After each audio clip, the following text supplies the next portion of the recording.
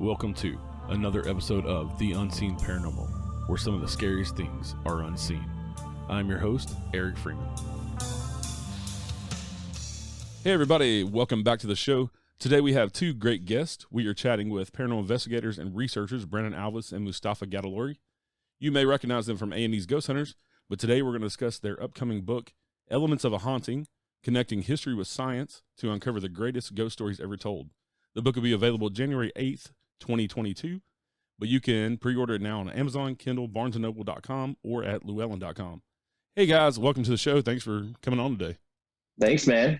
Pleasure. Thanks for having us. Hell yeah, man. That was a nice intro. That was good. Did you rehearse that? That was excellent. Seamless. I just wrote it like 30 minutes ago, actually. So I can't even order that fluently when I'm at a restaurant. Like I stumble over. I know what I'm gonna get like days in advance. That was great. I've done this for a little while now, so I've gotten better as I've gone along. But everybody who listens to the show would know that, you know, I've talked to y'all, both of y'all individually in season 1 of the show here, and so I was excited to have y'all on to talk together about your new book coming up, and I'm excited about the book. So how did y'all decide to write the book? Oh man, we've been talking about this, I think, since like our second case for Ghost Hunters while on the road. Brandon had always expressed wanting to write a book, and then I had an idea, and then I don't know, like our ideas kind of just seem to complement each other really well. What would you say? Yeah, absolutely. Yeah, absolutely. You know, it's 17 years worth of research coming together. I mean, geez, Mustafa and I hit it off right away when we met in Burbank when we were actually trying out for the show. And once we actually got into the swing of things with Ghost Hunters and we were out on, you know, actually doing cases and out on the road, we just kept throwing ideas at each other, and it, you know, started to really stick. And we reached out to multiple publishers and had a couple offers, and we ended up signing with Llewellyn and putting out this book. So we're really excited about it. Yeah, and so you put a lot of stories in from a lot of investigations that you had done on Ghost Hunters. From what I remember, I think when me and you talked, Brandon, you had mentioned that. So how did you decide to what stories and what places to put in the book to begin with? I think we really wanted to hit on, first it started with the work, and it's the different paranormal theories. It's not like necessarily so much like what case is going to be like the most salacious, what's going to be the most exciting. The excitement for us has always been through the work, and that's what we have to make exciting, because that's the most challenging thing to do, and that's what's going to keep us engaged. And if we're engaged and we're interested, I firmly believe that the material itself is going to be interesting, because if you're interested, you're interesting. So what we decided to do was, okay, what do we want to talk about? What are the cool theories that we've developed over the course of our investigations together? And then we took it from there. Yeah, absolutely. You know, again, we just kept throwing theories out at each other. And, you know, I've been very lucky with, you know, founding APRA, the American Paranormal Research Association, to work with some amazing, you know, medical doctors, scientists, engineers, and having that third-party expertise to really help me in finding my protocol, the ethics, the standards, you know, the way scientists would conduct their own research, and really adapting that into the paranormal. And we started to implement that in Ghost Hunters, on A&E's Ghost Hunters, and Mustafa and I really put that to practice out in the field. And there were certain cases that really stuck out where we used this methodology, the standards, the protocol, and the ethics that really worked out for us in a big way. The data was there, all the information was there, empirical evidence, and we really wanted to break that down beyond the 42 minutes you see on Ghost Hunters. And the book really does a good job at doing that, and really, I think, setting a nice standard for the paranormal field, which you don't see a lot. Yeah. Yeah. And y'all came up with a classification system for ghosts and hunting, ghost and hauntings for this book. What's different than kind of the classifications that you see out there now with, you know, intelligent versus residual haunting, and y'all kind of came up with your own classification? Well, I'm Brandon's very, very humble about it, but I mean, that classification system is like 99.99999% all Brandon. He had that developed well before I ever even started working with him. So he could definitely speak more to that. But we found in our cases, like they fit, all these things we found fit into this classification system that he's been developing over a decade. Yeah, you know, what's cool is, you know, when I started working with Dr. Harry Clore, I asked him, I'm like, you're a world-renowned scientist. How do you conduct scientific research? And he started to really point out a lot of the things that paranormal investigators do that are just completely wrong when it comes to, being taken seriously by the scientific community or the public. Right. And one thing he mentioned was you have to have some form of classification system. You don't go to a zoo and say you saw a bunch of animals. You go to a zoo and you saw tigers, monkeys, lions, things like that. So we really had to go through history and throughout the entire history of paranormal investigation and ghost hunting, if you will, and see what people have found and the terminology that they use. And that's something that we heavily researched, went back into case logs dating back to the 1890s with the Ghost Club of London. And we started to look at the things they were experiencing, the history associated with that, and how that phenomena took place. And we just started to compile all that and really break it down according to some of the data that we collected and the empirical evidence. And all that really came together, I would say, at the Athenaeum, the case at this amazing building in downtown Indianapolis. And we kind of put all that together in one instance. And we found what we believe to be a gray lady haunting the location. And that's associated with not only the history of the woman that was tragically murdered, but with the data we collected. Wouldn't you say, Mustafa? Oh, yeah, 100%. I mean, we were fortunate enough to meet with Nicole Kabrowski, who I went and bought some of her other books, and her other book that she wrote that was the basis for a lot of our research for Dr. Helene Kanabe, who was who we believed we established contact with at the Athenaeum. But while we were there, we were investigating a location called Grandma's Attic. And a little known fact, if you're on a paranormal show, especially one with a large team, when they're like rolling out, like, okay, you're going to go to this location, you're going to investigate this spot. When Brandon and I were assigned Grandma's Attic, at first we were like, come on, man, we got a raw deal. Like, this sucks. Like, we don't want to see this place like the first, because it's a small space. Doesn't seem like there's much going on there. So we went up, we did our due diligence. We explained why people are experiencing the sensations that they're experiencing there. Funhouse effect. It's an attic. Heat rises to the top. It's oppressive. It's just a miserable place to be for an extended period of time. But as we were exiting, when we were about to wrap up our investigation, we, put out a feeler there. It says, if there's any entities here who would like to communicate with us, could you please give us a sign of your presence? And all of a sudden we start getting pressure hits on our EDI, and there's huge spikes in barometric pressure. I mean, I think it was drops. So for the Athenaeum, it was drops, and like just very, very steep precipitations of barometric pressure.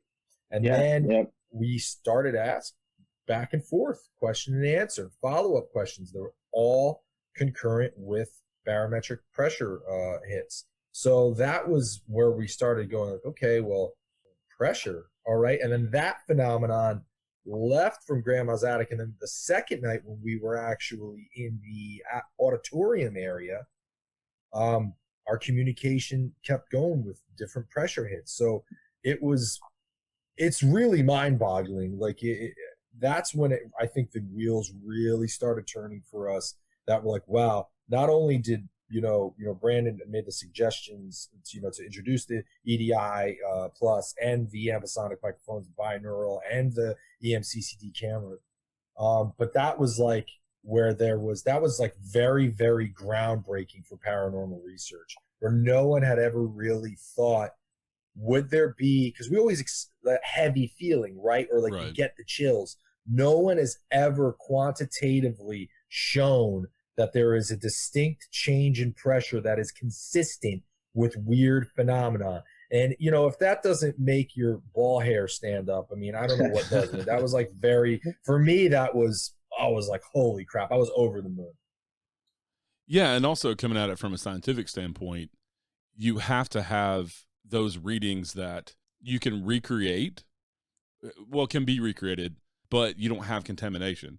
So like with people using like EMF meters, there's so much contamination out.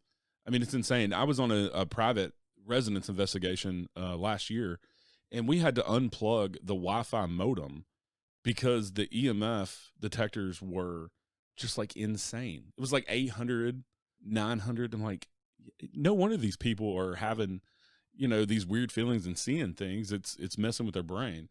So to come at it from, especially with like the EMCCD camera, that there's no way that that's not something, paranormal, because watching y'all recreate it on TV, and it looking nothing like the light anomalies, and also the way that the tech works. And then, like you were talking about, Mustafa, with the pressure drops, it's hard to explain something else messing with the barometric pressure like that in like a single area.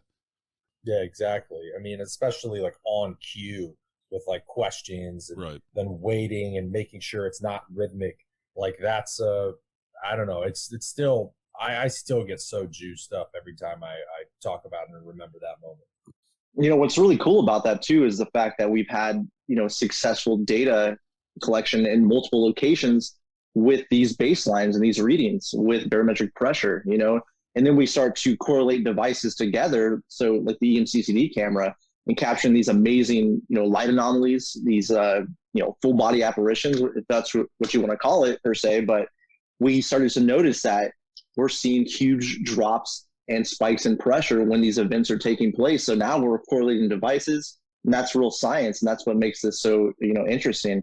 And the fact that we have this data that we can take to a third party, someone that's very much an expert with these devices, and they can say, hey, look, this is not a natural phenomenon. And at that point, it's paranormal. So I think that it's great work, and it's extremely exciting. And we lay that out in the book. We show exactly how we do it, how we conduct the research, and what's really been successful for us. And, it's, again, very exciting.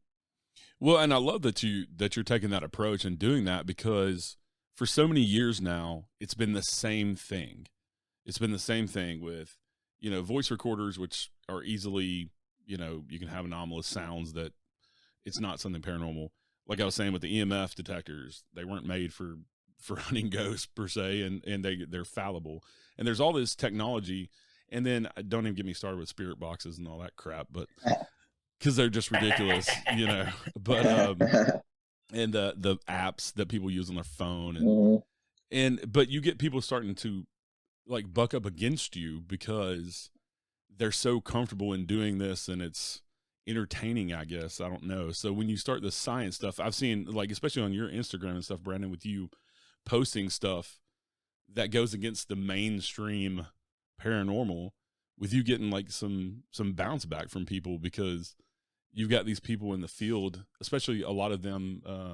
I don't even know if a lot of them, but some of the TV shows, that's how they make their money. So when you start pushing up back against that, then they kind of get nasty. Oh yeah, for sure. Yeah. And it's unfortunate too, because, I'm not trying to talk down to people or say I know, better than them, or I'm, superior to them in any way. It's just the fact that I've been very lucky to work with professionals from these technical industries that are really trying to help us push the field forward to be taken seriously. And, it's one thing to go out and be a hobbyist or a paratourist and enjoy yourself and have a, thrill or, adrenaline rush, if you will. But if we want to be taken seriously, and if we want to really find these questions and these answers to the possibility of a life after death, we have to follow a strict protocol, a methodology. And, I try and put those bits of information out there, and I'm trying to do my best and do my part to really help push the field forward. And unfortunately, it can be nasty sometimes, and it can have a, pushback. But I want what's best for all of us in the field. I want to be taken seriously. I want to find those answers that we're looking for. And that's one thing that all of us from every walk of life, we can be any race, color, creed, whatever it may be. We all are going to die one day. And those questions, need to be answered in some way. That's what I'm looking for. And hopefully, with the advancement of technology and the help of various technical industries, we can get to that spot. Yeah, and and I think your approach with the scientific stuff, it's when you put it out there for scrutiny, it's harder for people to just dismiss it as like some of the other evidence, because you can look on YouTube and find so many videos of things that are easily explainable, but people don't want to listen with that. And so that's why, I'm a fan of both of y'all and what you're doing, because I think we need that in the paranormal field to push it forward in more scientific manner, for sure.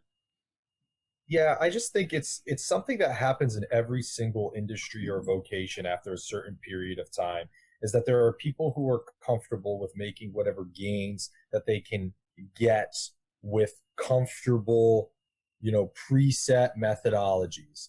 And what happens is when people start taking themselves, we get real philosophical, when people start taking themselves and their own egos and their own personas more seriously than the situation, like that's when the problems really start to arise. It's like, well, this is the method that I did, and this is happening because I'm here, as opposed to like, no, we're working towards these methodologies. It's all about the work. I mean, that's the biggest reason why we made the book, and we want other people to add on top of it. I mean, I heard this awesome thing the other day about someone who was using like dog whistles and messing around with like subsonic and different sound frequencies, which Brandon did in when we were in Wendover, Utah, at that air base. And over there, like, you know, with the Spiricom experiment, like things that would never occur. It's like, oh, okay, cool. Like, let's add to this, and let's share our data so we can actually maybe someday, it's like my dream of like finding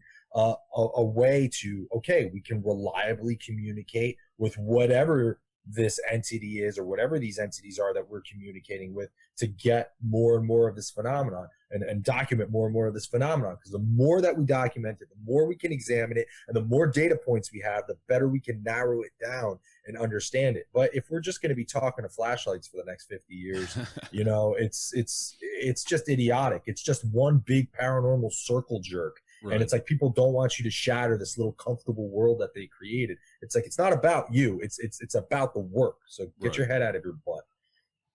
Yeah, and I'm with you. And it's fun to do paranormal events and you know, entertain people in a certain way, because when you do an event, you have people come out, you can still entertain them, but also not do things like flashlight and things like that don't necessarily work and fool people into thinking that they had a paranormal experience when they really didn't, just because they paid money to come to your event. You can still use techniques like we were talking before we started recording about an event that I did doing like the roundtable EVP, and I've had success with that, you know, and yeah, you got a lot of people in the room, but when you get that voice that you just know nobody else is talking, you know, so you can do things like that to entertain people when they come to events and stuff, without all the tricks and fake stuff like the flashlight, because I don't like the flashlight stuff either. And but also in your title for your book, y'all put in there connecting the history with the science. And this is one thing that I've talked about a lot here on the show, is how important it is to know the history of places and to do a deep dive into research, especially if you're, you know, not just a paranormal tourist or just a, you know, hobbyist going out and ghost hunting. So why do y'all think that's important to do the history as well as science, especially in like terms of the book?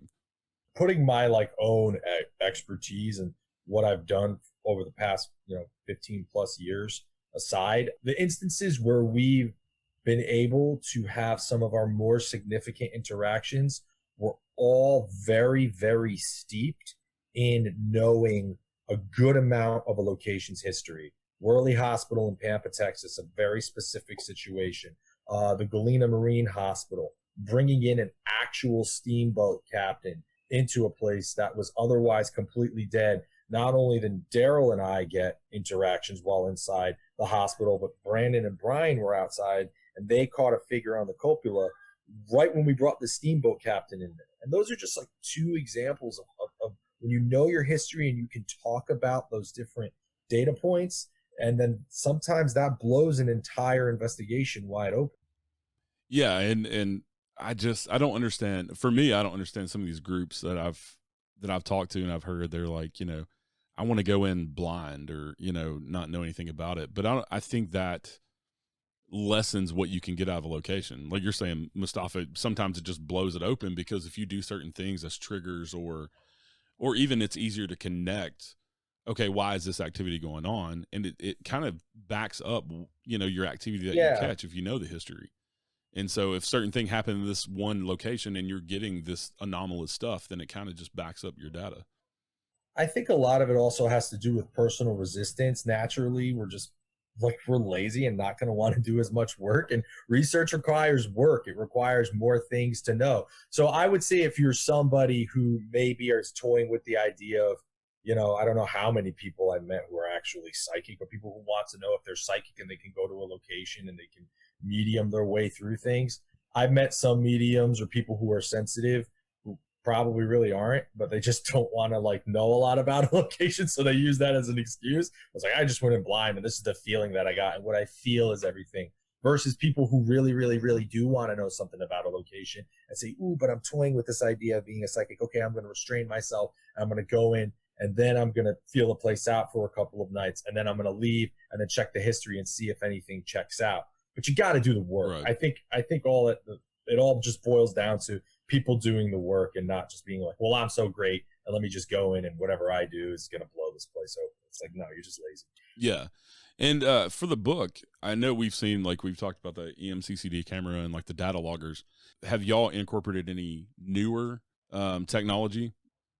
We have some stuff in the works, actually. We're, working with a guy that's very brilliant, someone that we met actually through the network, someone that was actually on the network. And we got some stuff in the works that we're working on. Then once we have some data to provide to the public and have some, examples of how the technology is working, we'll provide that information at a later date for sure. That's awesome. I'd be excited to see what else y'all come up with because of the scientific basis for everything that you're doing. Even here lately, I've seen the EMCCD camera being used a lot more. I talked to Brian and Rochelle a little while back, and I also talked to Kendall and Vera about their new film, Sleepless Unrest, and they got some interesting stuff at the Conjuring House using the EMCCD camera, and so we kind of talked about that. But to see other people in the field using it, I think is awesome because, like you're talking about, adding to the data points that y'all have already collected and kind of getting out there in the field and getting people to kind of come out of their boxes that they're comfortable in, like you were talking about, Mustafa. So do y'all have any other projects coming up? I know the book is coming out in January, and so y'all are kind of busy with doing media and stuff for that. But what else y'all have going on? Yeah, we have well, I think about like 4 different things that we're currently working on. There's one project outside the continental United States due to a lot of weird political things and weather-related things. We weren't able to film it just yet, but that's ready to go. And we have a few other places that we're going to go in and do some documentaries about. So, yep, it's a lot of work. We have more pre-production material than we know what to do with at this point. But yeah, there's definitely a need for it. And we've been keeping very, very, very, very busy. Yeah. I look forward to any documentary stuff that y'all do because, they can only show so much in like a 45-minute TV show. And so to see y'all do what you do in a documentary format where you kind of have as long as you want to play around and put in there what you want. You don't have to worry about commercials and all that stuff. That would be awesome. No, yeah, for sure. We have a lot going on right now in the South Mile, which is really great. And we have some locations that have never been seen before. And we're really diving deep into not only the paranormal side of things, but the cultural belief aspect. How does that change what we perceive to be paranormal phenomena? How does that change what we perceive to be a haunting? And that's something we don't see a lot in the field. People will go to a location, specifically because there was a murder there, right, or someone died tragically in a location. But how does the living people in an area and their belief system affect the environment of a location?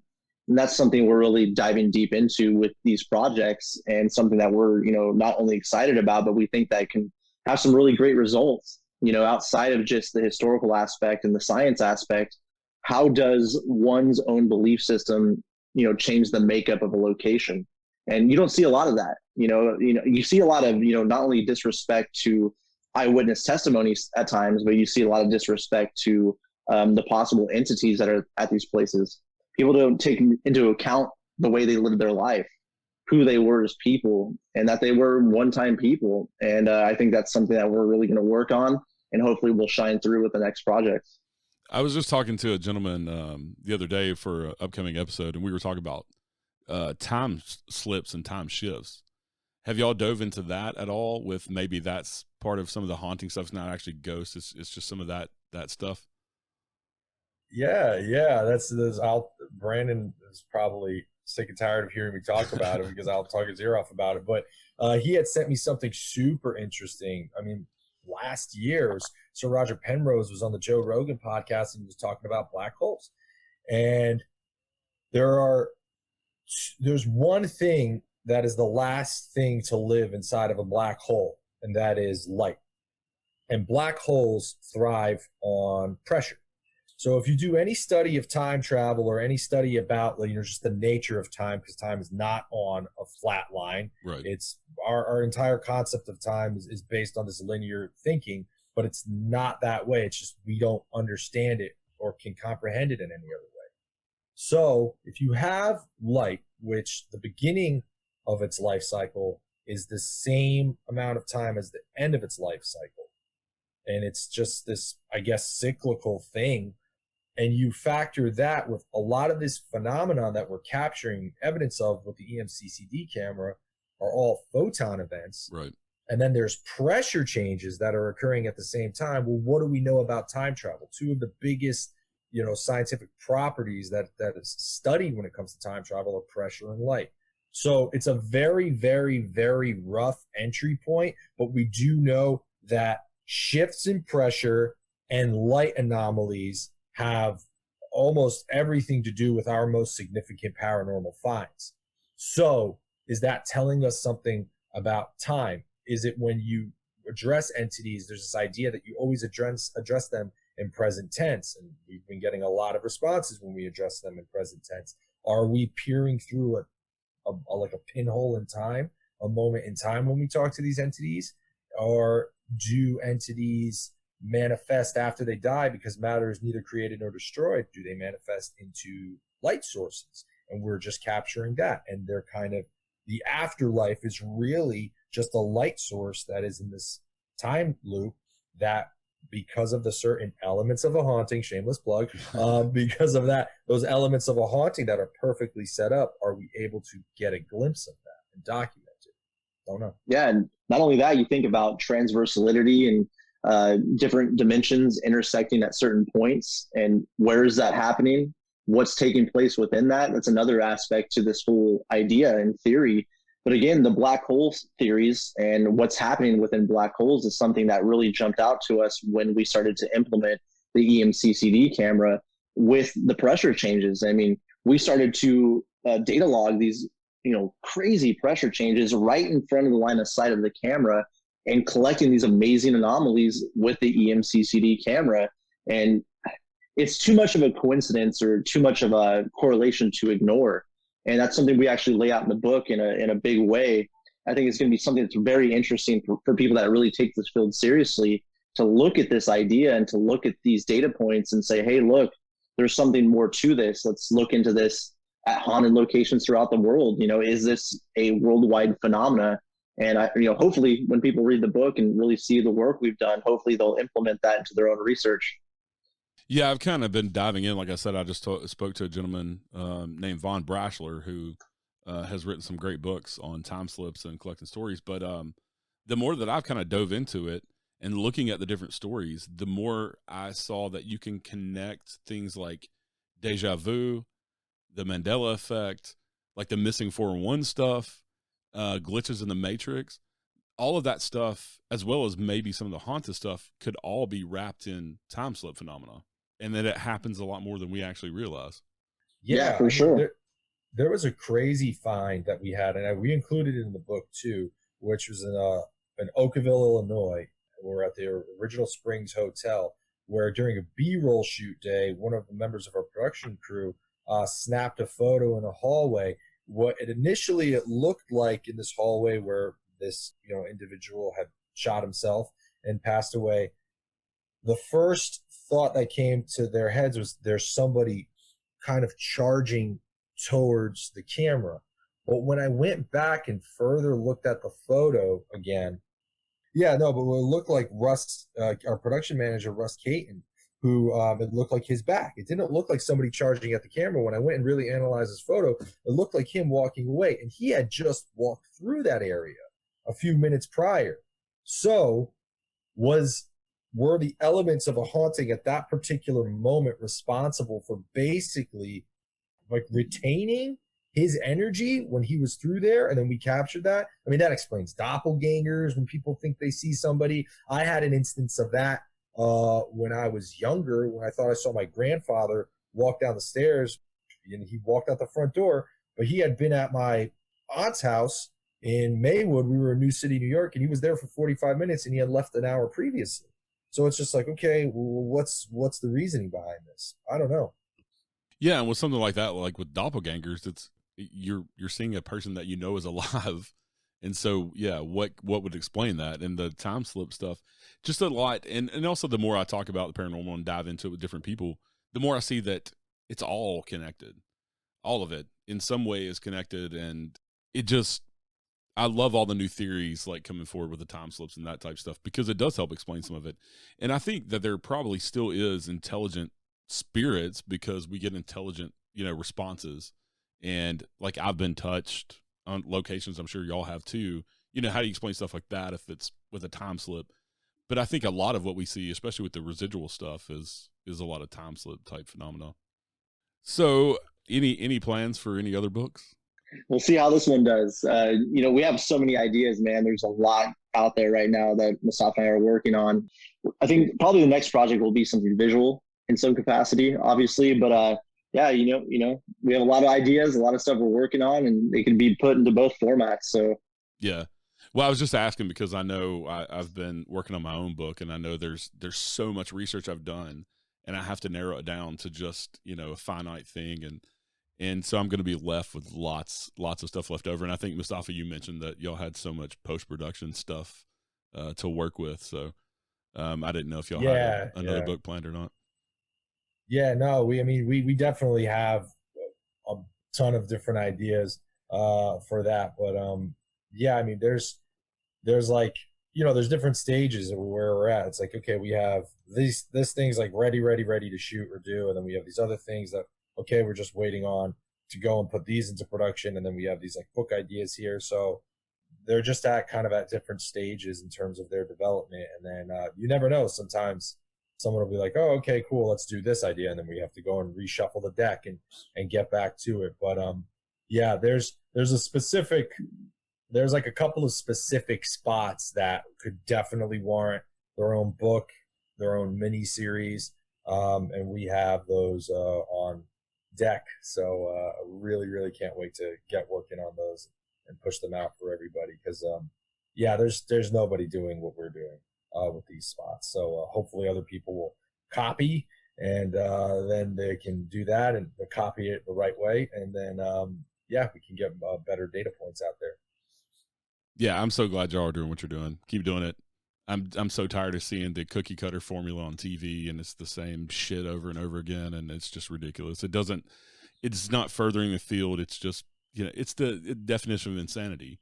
Keep doing the same thing over and over, expecting a different outcome, and it's just not. But everybody, like I said, they can go and pre-order the book. It comes out January 8th, 2022, and they can find both of you on all the social medias and check out what you're doing. I know, Mustafa, you got a lot of dates coming up throughout the year that you're going to be doing appearances around the country and doing hunts, and that people can come out and hang out with Brandon and I are going to be doing a couple together finally, so I'm stoked about that. We did Glen Tavern last year, and now we're going to be doing Old Park Hotel in Ballinger, Texas, and then we got the hospital on College Hill. Awesome. Yeah, and y'all be posting on your social medias. They can go check that out. And they can also find dates on Flamery Promotions website as well. Yep. And on my link tree on my Instagram, or just Google it, you'll find it. I post incessantly about it. I'll put links in the show notes to all that stuff too, and so people can go and pre-order your book. But I thank y'all for coming and chatting with me today. I really enjoyed it. Yeah, thanks, man. No, it's a pleasure to be here for sure. You're the man, Eric. All right, everybody. Thanks for tuning in. Have a great day. Stay safe out there. Join us next time for a new episode of The Unseen Paranormal. Until then, head over to the Unseen Paranormal Lounge on Facebook for all the latest updates and discussions about the show. You can also find us on Instagram, Twitter, or at unseenparanormalpodcast.com. And please rate, review, share, and subscribe to help more people discover the show. The Unseen Paranormal Podcast is proud to be the ambassador for paranormal for Verbal.com. A big thank you to my friend Chris Lips for the awesome theme music. You can find more of his music on Apple, Amazon, or Spotify. And as always, thank you for listening.